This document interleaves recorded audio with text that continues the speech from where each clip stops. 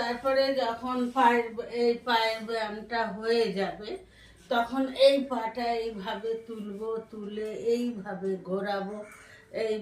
ঘোরাবো, ঘুরিয়ে এরম হাতটা রেখে এইভাবে পাটাকে ঘুরিয়ে তারপরে আমরা এই রকম করব।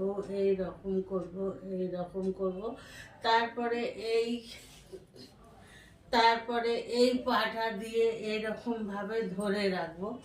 হ্যাঁ, এই পাটা দিয়ে এইরকম করে ধরে রাখবো, রেখে এইটা দিয়ে এরম চেপে নামাবো।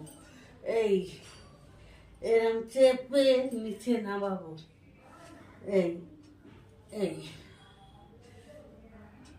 এই এরকম করে 5 বার করব, করে এই পাটা ছেড়ে দেবো, দিয়ে আবার এই পাটা নেবো, নিয়ে সেম ওই রকমভাবে ঘোরাবো, ঘুরিয়ে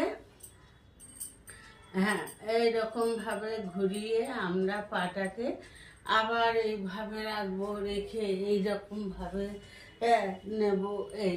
এরকম করে আমরা পাটা, তাহলে আমাদের হাঁটুর ব্যথাটা অনেক কমে যাবে।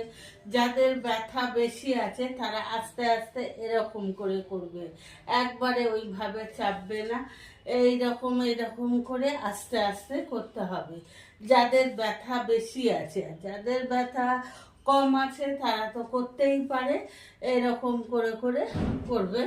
যাদের ব্যথা আছে তারা সব সময় সাবধানে করবে। তারপর দুটো পা এইভাবে নেব, নিয়ে এইভাবে আমরা ব্যায়ামটা করে যাব। এরকমভাবে পিঠ সোজা করে এরকম করে ব্যায়ামটা আমরা করব। সব সময় আমরা পা দুটো কাছে টেনে নেব, নিয়ে এইরকম করলে আমাদের এইখান থেকে যে নার্ভ আছে, নার্ভের খুব উপকার হয়, আর নার্ভের ভীষণভাবে উপকৃত হয়।